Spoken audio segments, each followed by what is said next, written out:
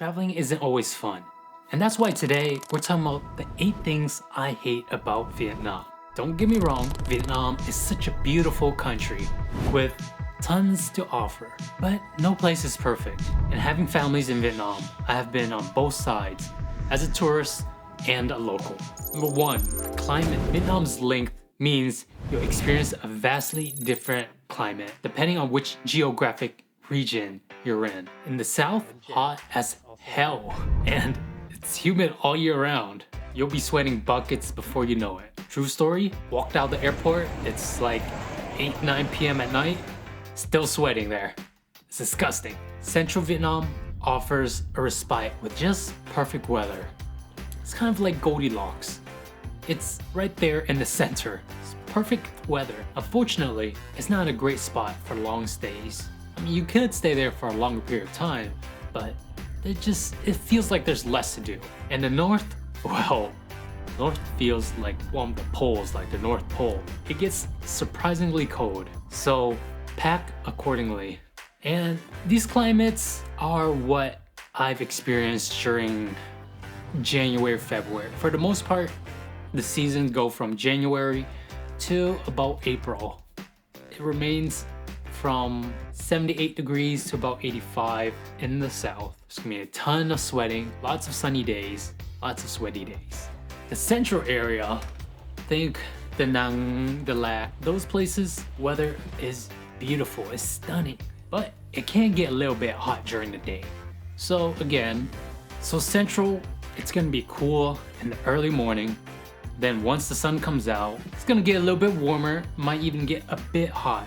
But this heat is nothing compared to the south, okay? So it's nothing. And again, during the nighttime, once the sun starts setting, it's gonna get very cool.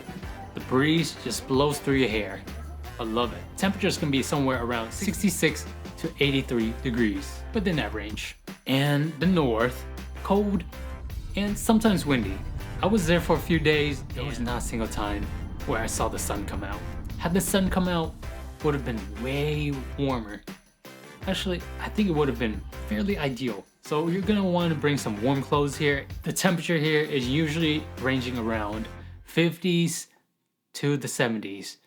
Mainly it's gonna stay in the 50s, maybe in the 40s. Number 2, tourist tax. The tourist tax, ever feel like you're paying a little bit more than everyone else? Well, that's because you are paying more than everyone else. The tourist tax is a real thing in Vietnam. Whether it's foods or goods, locals often pay less, unless there's a sign. If there's no sign, they're gonna give you the tourist tax, slap you with that tourist tax. One example, after a fun night at Hoi An, I was fairly hungry. We went around to get some banh mi, little banh mi vendor cart. I asked them for two banh mi's. They said 60,000. Okay. They make it, after a while, a local comes by and they order a few too. Their price, 30,000. Tourist tax, double the price of locals. That's just how it is here. It's a common practice worldwide in many tourist spots, but it always stings a little. They're like, yeah, there's the little fat piggy with the wallet. I mean, it is a privilege to travel. Can't disagree with that, so, oh well. Helping out the local economy a little bit more. What's not to like? Number 3, always stay on your guard. The reason why you always want to stay on your guard because pickpocketing is a fairly big issue in Vietnam, especially in places that are crowded and touristy. That's the very combination that draws these pickpocketers to you. The main things that they usually look for are phones and jewelry. So don't have visible jewelries hanging around. I'm talking about rings, necklaces.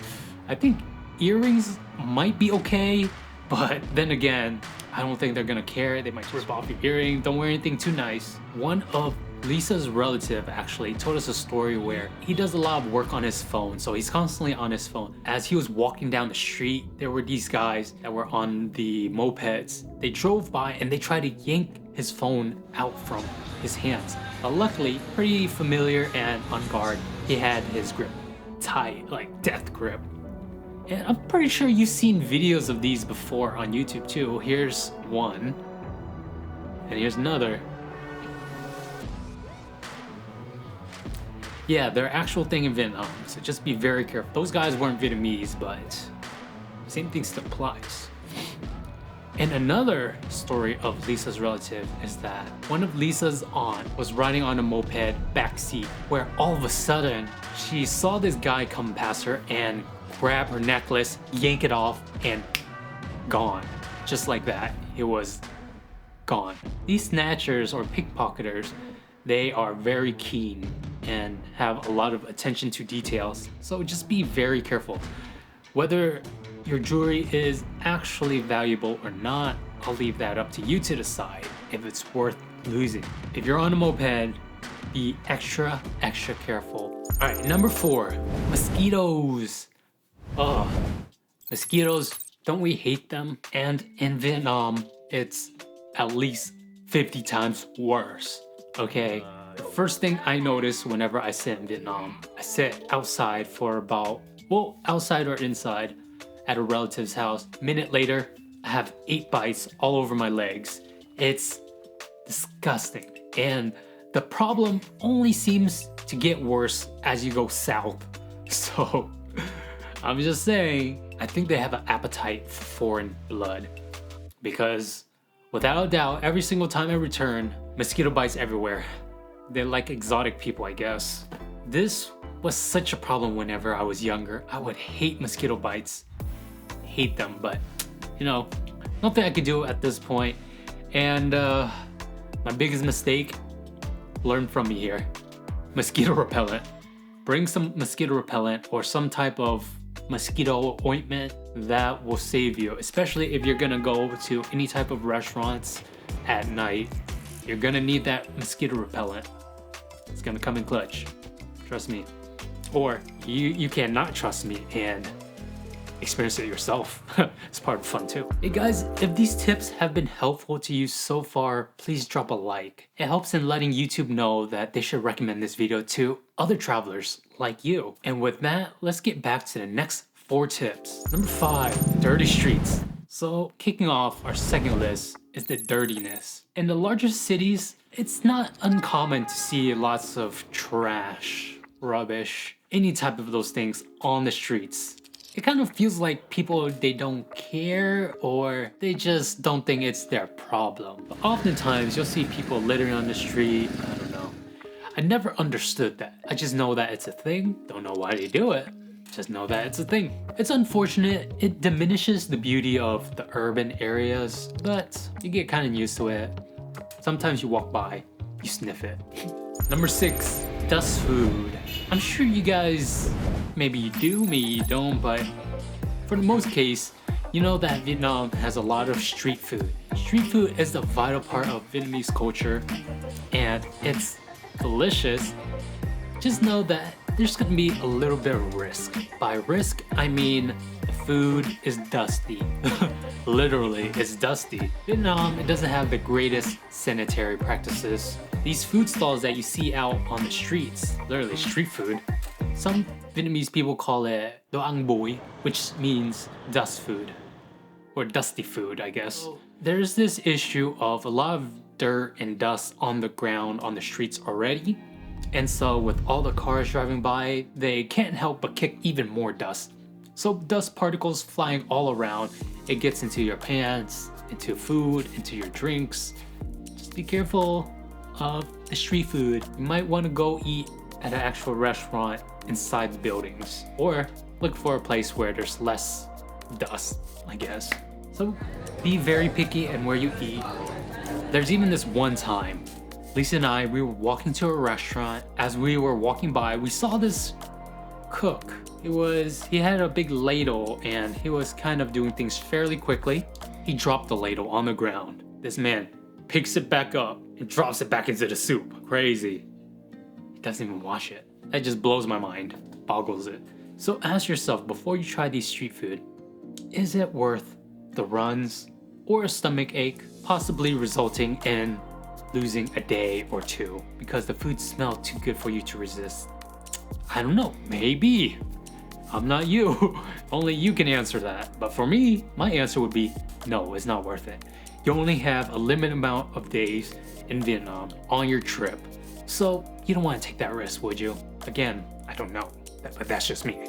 Number 7, no pedestrian walkways. I think this issue is a little bit more prevalent everywhere. When crossing a street, it's kind of like you're playing a game of Frogger, but in real life. Maybe this is where Frogger came from. This was the inspiration for Frogger. When you're crossing the street, they have areas where you can cross the street, but it doesn't mean that people will let you cross the street. It's a little bit different, okay?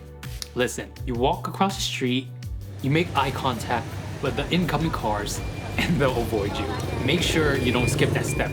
Make contact with them to see which way they go, because they might hit you. But for the most part, they're pretty good at it. It's like this. Imagine a river flowing, okay? The water is just flowing down, and then all of a sudden you throw a big rock. The river will split and go around the rock. That's kind of like Vietnamese traffic. For the most part. Sometimes there's street lights if you get lucky, but I would think that's more the exception than the norm. So my advice, first few times, maybe follow someone that already knows how to do it. After that, you'll get used to it eventually. Or you'll wait until there's a big hole, but you'll get tired of waiting. And number 8, it's probably the most chaotic city I've ever seen. Chaos is everything, organization is nothing. There's cars just driving in the opposite lanes. Cars are going this way, and then there's one random car going the other way. There's cars driving up on sidewalks, and this all but saves them a few minutes. I don't get it, but if you ask the Vietnamese what the word organization means, they'll look at you like you're stupid. Because for the most part, that's how I believe Vietnam to be. It's just this very chaotic, working city, go with the flow type of point of view. Like I said, river, rock, split. It just goes with the flow. I don't know, it works. So it's definitely an experience that frustrates and fascinates us. There you have it. 8 things I hate about Vietnam. Despite these challenges, Vietnam's charm, culture, and natural beauty all makes up for it. And it makes it definitely a worthwhile destination. It's really all about going in with your eyes open, being open to new experiences. Vietnam is a very, very unique place. Thanks for watching, and which of these challenges have you personally experienced, maybe not in Vietnam, in your own travels? Or do you have tips for your fellow travelers? Drop a comment down below. If you made this far, consider joining me and other travelers just like you for more helpful content and vlogs to make the most out of your Vietnam trip. Until next time, xin chào.